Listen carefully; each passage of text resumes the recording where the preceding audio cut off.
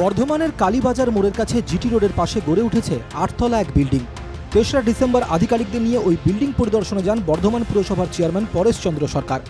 পুরসভার অভিযোগ, বিল্ডিংয়ের মালিক তো আসেনি, এমনকি কোনো কাগজপত্রও দেখাননি। এরপর ওই 8তলা বিল্ডিংয়ের মালিককে নির্মাণ ভেঙে ফেলার নির্দেশ দেয় পুরসভা।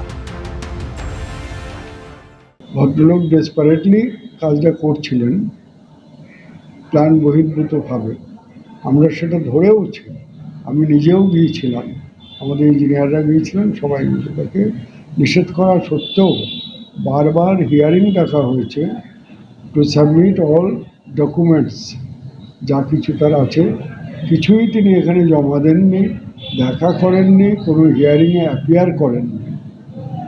এরকমভাবে প্রায় 6 মাস ধরে সময় তিনি নষ্ট করেছেন এবং বাড়িটা অবৈধভাবে সেই ফাঁকে অনেকটা তুলে ফেলেছেন।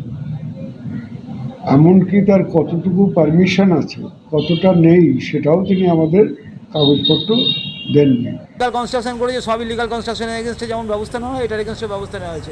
পারমিশন কিছু ছিল কিনা আমার জানা নেই, তবে আমরা যতটা পারবো আজকে ভাঙবো ব্যাস।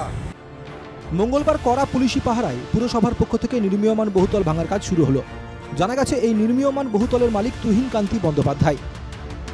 তিনি G+ অর্থাৎ 4তলা বিল্ডিংয়ের অনুমতি নিয়েছিলেন পুরসভা থেকে, কিন্তু তিনি আইন অনুযায়ী বিল্ডিং তৈরি না করে এবং পুরসভার অনুমতি না নিয়েই 8তলা বিল্ডিং তৈরি করেন। অথরাইজড আছে, যতগুলো পারমিশন নিচে স্যাংশন নিচে সেটুকুই ভাঙা মানে থাকবে, বাকিটা আনঅথরাইজডটা ভাঙা যাবে। প্রশ্ন উঠছে, জিটি রোডের একেবারে পাশে জনবহুল জায়গায় পুরসভার অনুমতি না নিয়ে কি করে এত বড় বিল্ডিং তৈরি হলো?